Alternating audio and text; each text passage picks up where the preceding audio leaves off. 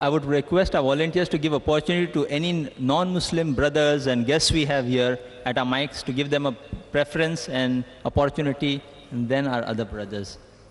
I am K. Mahesh, lecturer from Sabu Siddiq Polytechnic in the Computer Department. I would like to ask regarding the Muslim marriage system, why Islam allows more than one woman to be married with a man?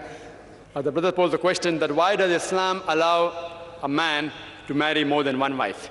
Quran is the only religious book on the face of the earth which says marry only one.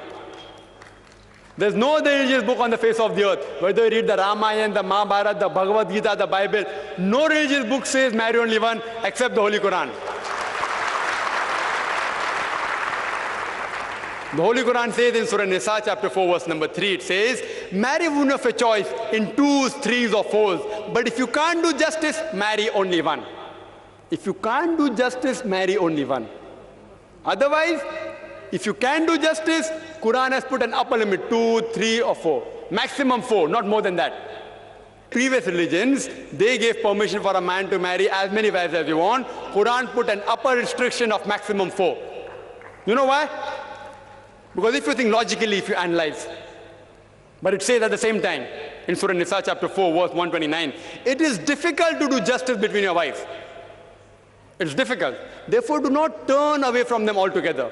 Marrying more than one wife, you don't get more sawab. You don't get more blessings. There is no hadith saying that if you marry more than one wife, you get more sawab.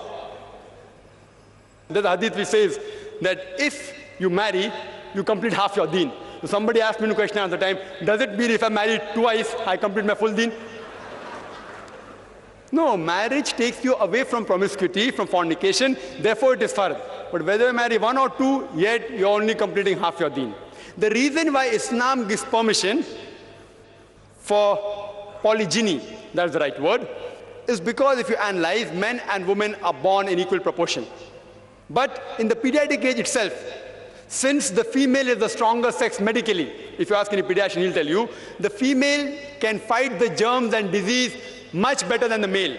So more female children live than the male children. There are more deaths in the male children than female children. When you grow up, there are accidents, death due to cigarette smoking, death due to war. More male die than female. War in Afghanistan. Do you know more than 1 million people died? Mainly they were gents. Whatever it is, whatever you said.